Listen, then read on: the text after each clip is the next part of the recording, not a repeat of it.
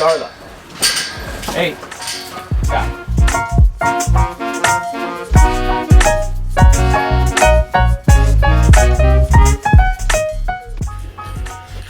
Hi, Henry. What you doing? Becky boy. Hi. Hi.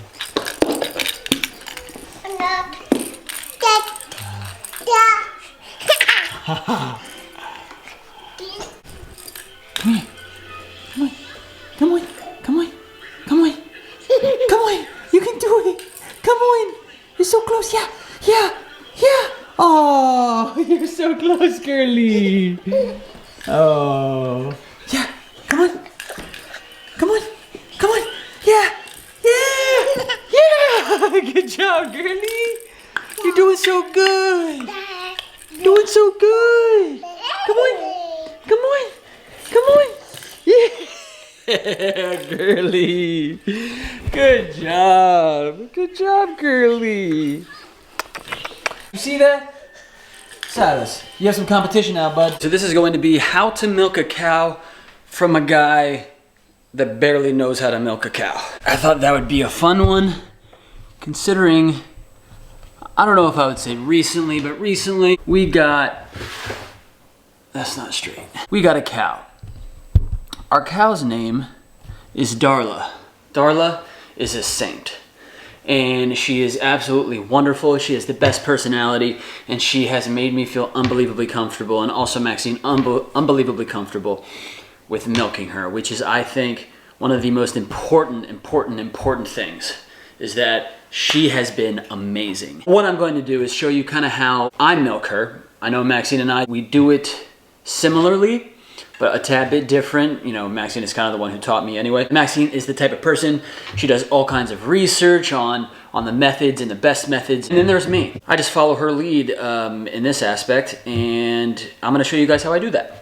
First things first, I'm gonna show you, because you know, there is the old-fashioned way where you hand milk, and I think that is a wonderful thing. And if you have the time to do it, 100% do that, because that is the most natural way of doing it. But again, we have 9 kids, ages 9 and under. So sometimes, most times, it is not possible for us. So this is what we use. We use this. This is a 2 or 3 gallon container. Keep it in frame. This lid goes on top like so. Now what you saw under there is a float that if the milk gets all the way to the top, has a shut-off valve. So put that on there. This is the pump. Again, I make sure that the lines stay somewhat organized so that once I'm out there, I'm not fiddling around with some hoses, you know what I'm saying? Darla only produces milk in 2/4 of her udder. There's 4/4, I believe. I could be completely wrong on that, and I apologize if I am, but this is the way that it was described to me, is that she only produces in 2/4. That I know to be true. We have 2 of these here that go on her teats. Boom, boom. Put it on, open these up, milk sucks out. You wait, you pet her, you hug her, you do your thing, she's eating, it's all a good time. So, let's go out there.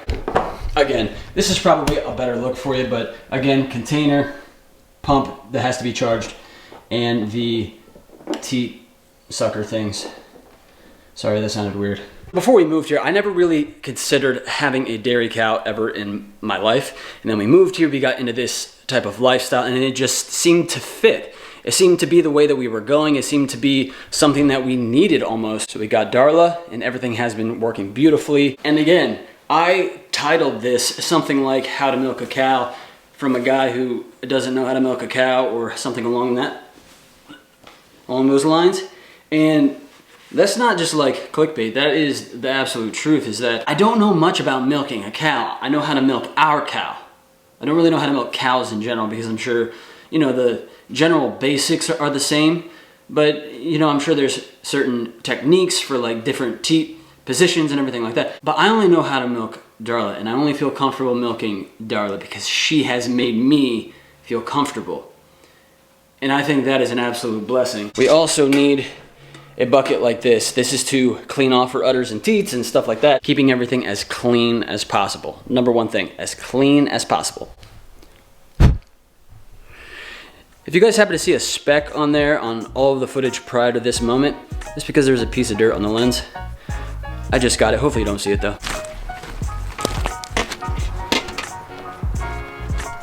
What's up, guys? What's up, CG Breyer? What you guys doing? What you guys doing? Hanging? I hear you. This beautiful girl here is Darla. Hi, Darla. Hi. That's Bonnie. What's up, Bonnie girl? She's the one who ran away on us. Ready to eat? Be milked? Yeah. I know. She's getting antsy, so I have to be quick with it. But this gate here opens up and we get her in our stanchion type thing, if you want to call it that. It's just kind of where she stands to eat out of her bucket right there. And then we just tie on a rope around her neck, sit on the stool, and have at it. First things first, we have to fill up her bucket with some food.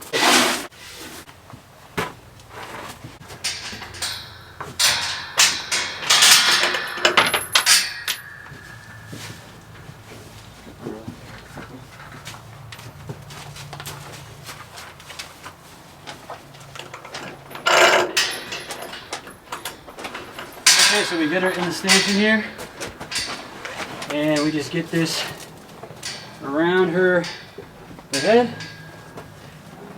She doesn't really mind it. Really, it's just to keep her from turning around.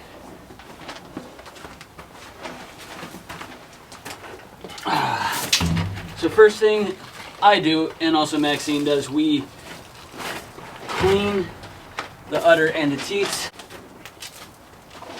Okay, so after we clean her off a little bit, we dip her teats in iodine. And what that does is prevents bacteria from entering her teats and into her udder, creating mastitis or even contaminating the milk. So that's why we do that. And then obviously you don't want the iodine to get into your milk, so we wipe it off. Again, any experienced cow milkers out there, if I'm doing anything wrong, just let me know. Make sure our hoses are moving freely so that's not an issue. And we make sure our valves are closed. I get these on, make sure they're a tad bit warm for her, I guess. And then we just connect. I like to hold it with one hand so then my other hand's free to hit the pump. And then you milk her.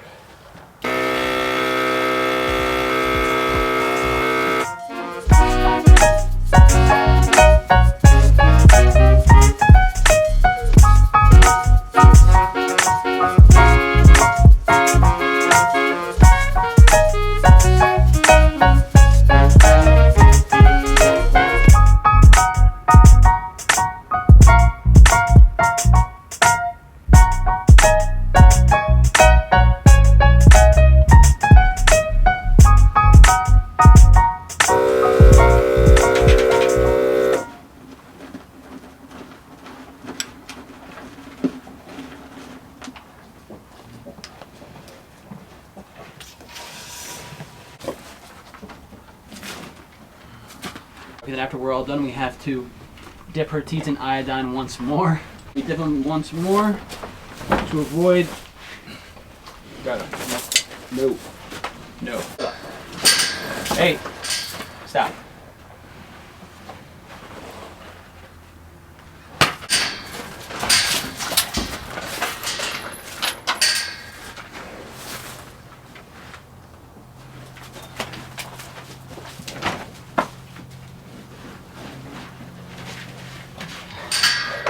Okay, that one was a tad bit different. She was a tad bit more antsy than normal. Happens, I guess.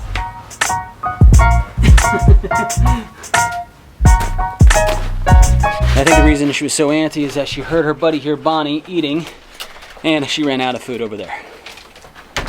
So, there's that. Once inside, we need to strain the milk. So we open up the container, we put some cheesecloth over a mason jar, sometimes a gallon mason jar, sometimes a half gallon, and we strain the milk. Got the mason jar, got the milk. Now, normally, wow, this lighting's really bad. Let's try this. Natural light, natural light, You were so much better. Yeah. So this is only a 1 gallon mason jar. Typically Darla produces about 1.5 gallons to 2 gallons. It obviously depends on what time we milk her during the day. It's not always the same time. You probably should have a routine with milking your cow. Again, 9 kids, routines don't really stay routines. I forgot something. Cheesecloth.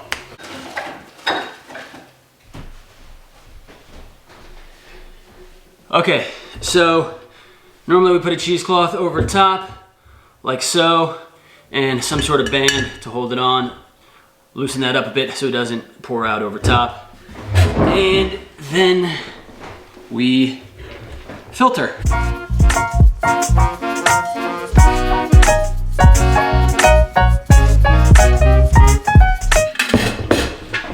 One gallon.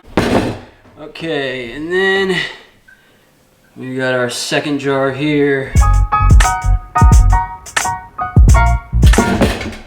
And that's that. Oh, we got about 1.25 gallons. Now we milked her a tad bit later yesterday, so that would make sense. And again, I mean, the number one thing we try to do is keep things clean, keep things from being contaminated, keep her from getting mastitis. Those are really the priorities. And then we put it in the fridge.